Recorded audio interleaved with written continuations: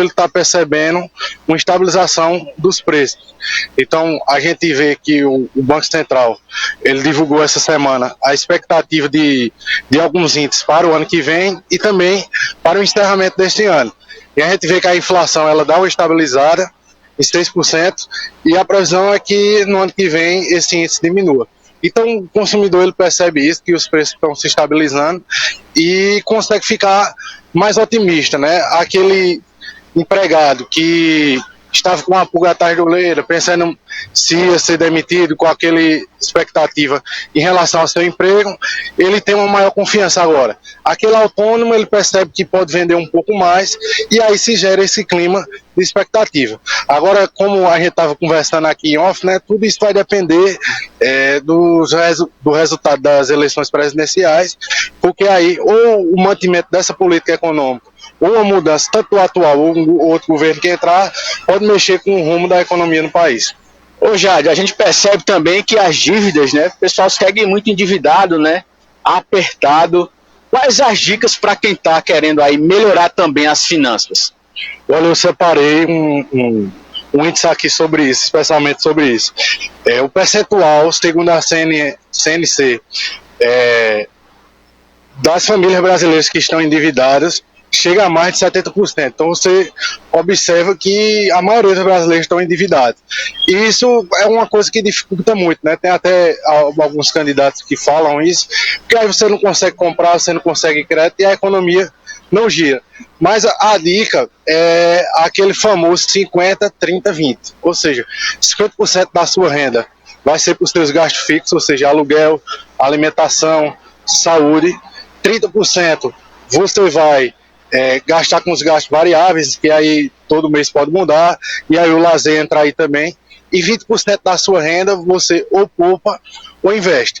E quando se fala em investimentos, muita gente acha que é só guardar dinheiro e aplicar no banco, mas não, pode investir em você, faça um curso de capacitação, né? Reserve 20% do seu tempo e 20% da sua renda para isso, que aí com certeza você vai colher os frutos disso e dentro de 1 ou 2 anos você pode estar ganhando mais. A gente tem aí o final do ano se aproximando e com ele vem o 13º salário, né, Jade? É interessante já começar a se programar de agora. Isso, porque veja bem, você falou, né, e a gente sabe que chega o fim do ano tem um 13º. Mas chega o começo do ano, tem as contas também. Aí você tem PVA, matrícula de escolas e várias outras contas que tem ali no começo do ano. Então, a ideia é você pegar esse 13º e se preparar justamente para o outro ano. Por quê? Dentro de um ano, se o patrão ele já sabe que não vai dar aquele 13º ao empregado, ele se prepara dentro de um ano, o empregado também ele deve se preparar na sua renda anual. A gente percebe mês a mês também uma queda no número de desempregados, né?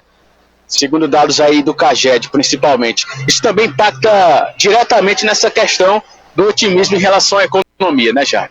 Isso é o que a gente estava conversando, porque veja bem, a gente está saindo de uma pandemia, graças a Deus, a economia está retomando.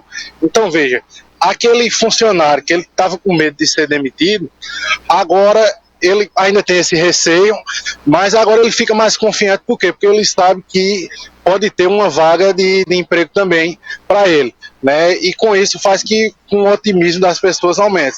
Então se a pessoa sabe que vai ter ali a sua renda garantida, sabe que vai ter emprego, ela vai consumir e o comerciante vai vender e ele vai comprar o fornecedor e aí toda a economia começa a girar.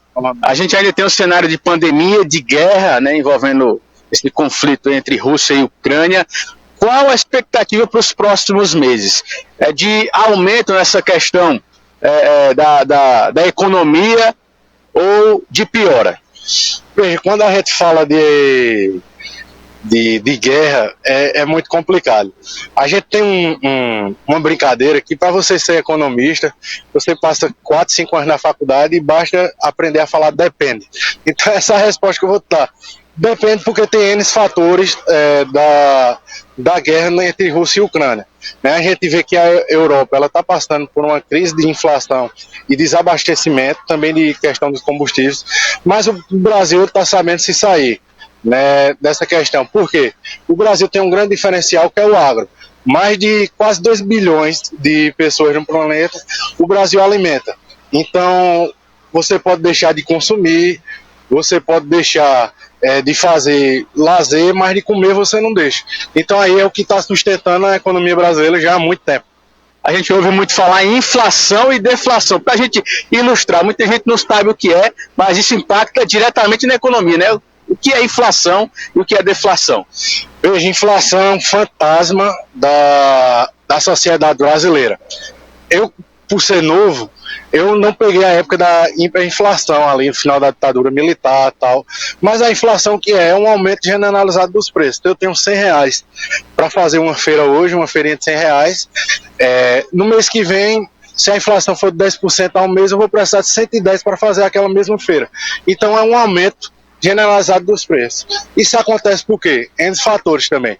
A inflação, a gente costuma dizer, né, se o médico vai analisar um paciente, ele vai ver os sintomas, e a inflação é um sintoma, é uma febre ali, né, e pode ser por causa da oferta, da demanda, de dinheiro que está faltando, são N fatores. E a deflação é justamente o contrário, é quando os preços caem, né, a gente está aí há 3 meses no Brasil com deflação. Então, isso pode acontecer por N fatores também. Talvez porque não tenha gente para comprar e aí o fornecedor, o comerciante, ele tem que baixar os preços, ou também porque acaba aquela euforia da demanda e aí a inflação vai diminuindo e chega até um ponto, né, de deflação. É perigoso? Mas no momento que a gente está de inflação continuada, principalmente depois da pandemia, é uma forma aí das contas se ajustarem. Beleza, muito obrigado pelas informações. Conversamos aqui com o Jade Rodrigues, que é economista, falando para a gente, né, sobre esse cenário de otimismo com relação à economia aqui no Brasil. Volto contigo, Mário. Valeu, Patriota. Obrigado. Um abraço para o Jade, né? São 8h20.